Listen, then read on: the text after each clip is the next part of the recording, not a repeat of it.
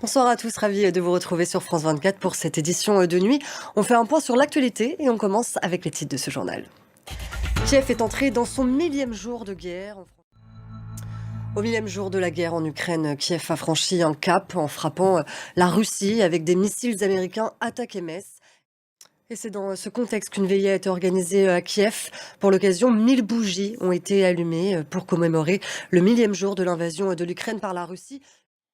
D'un front à l'autre, on en vient au Liban, puisque la guerre ne montre aucun signe de répit. Alors que les frappes israéliennes s'intensifient, un plan de cessez-le-feu concret est en discussion entre les États-Unis et les autorités libanaises. Et on en vient au sommet du G20 qui s'est achevé à Rio de Janeiro. 2 jours de négociations sur le climat, mais des discussions qui ont fait du surplace entre crise climatique et menaces nucléaires. Retour en France avec cette phrase, c'est le procès de la lâcheté. Ce sont les mots de Gisèle Pelicot qui était à la barre pour la dernière fois aujourd'hui dans le procès des viols de Mazan. Direction les États-Unis, c'est sous les yeux de Donald Trump qu'Elon Musk a fait décoller sa méga fusée Starship. Toujours aux États-Unis aujourd'hui, se tenait un conseil municipal à Los Angeles.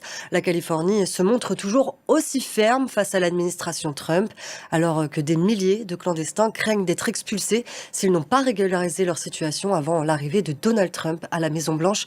La correspondance de Loïc Piala à Washington. Et on termine avec cet événement sportif. Rafael Nadal s'est incliné pour le dernier match de sa carrière. Une ultime défaite en quart de finale de la Coupe Davis contre les Pays-Bas.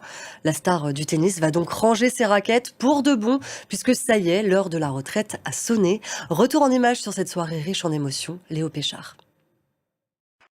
Restez avec nous sur France 24, on se retrouve d'ici 15 minutes. L'information continue.